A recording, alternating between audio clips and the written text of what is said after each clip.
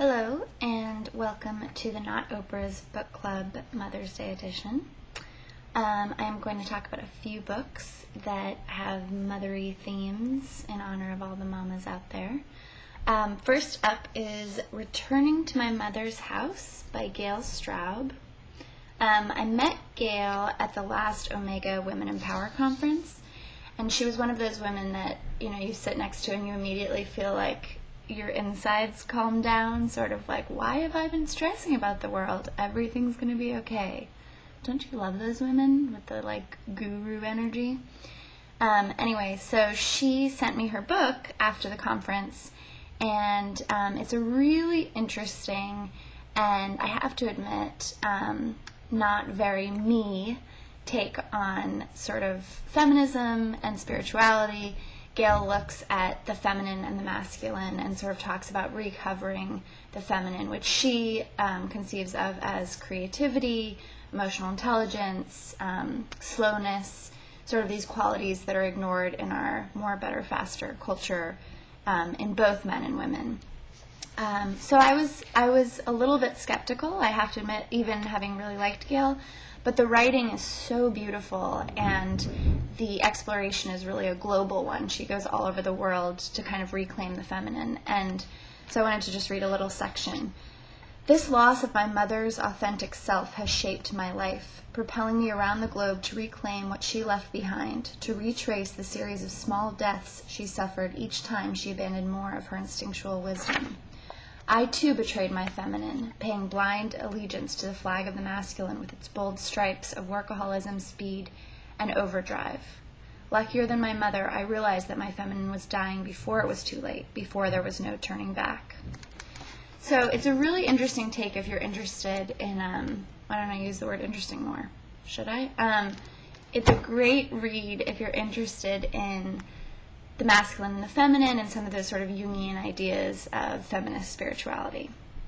Okay, the second one I wanted to talk about is called Feminist Art and the Maternal by Andrea Liss. It's got this awesome cover by photographer Catherine Opie, and I saw the print of this at Site Santa Fe, which is a modern art museum in Santa Fe where my parents live, and was really struck by it. It's an amazing image.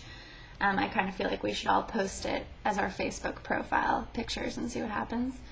But anyway, this is a really fairly academic look at a range of feminist artists who are dealing with issues of the maternal. If you're interested in that kind of thing, I think it's an amazing book. It's also short and pretty accessible, even though it's academic. So if you just sort of want to get your feet wet but are a beginner in the feminist art world, I still think it might be a good read. And finally, In Her Own Sweet Time, can you all see this? By Rachel Lehman Haupt. I hope I'm pronouncing that correctly.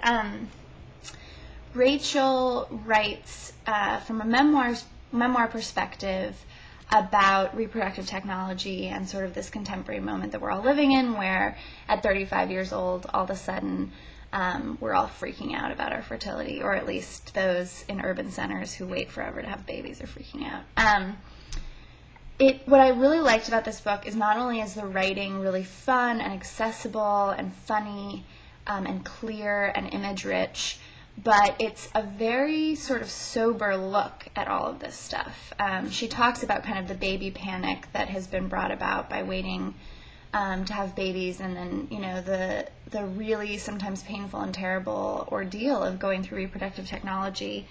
But she doesn't pretend that stuff isn't terrible in a lot of ways, but she also kind of unveils the ways in which women can navigate it. We don't need to be paralyzed about it. She writes, "The only thing I can say definitively is that women who want children, or even are on the fence about it, should take the time to think about these issues early on. As women of a post-boomer generation, we are used to being in control of our lives, professionally and financially.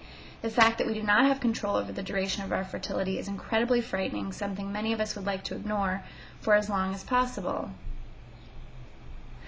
But I have learned that no matter how scary some information was at first, it's ultimately liberating to understand my own body's reproductive possibilities as well as its impossibilities.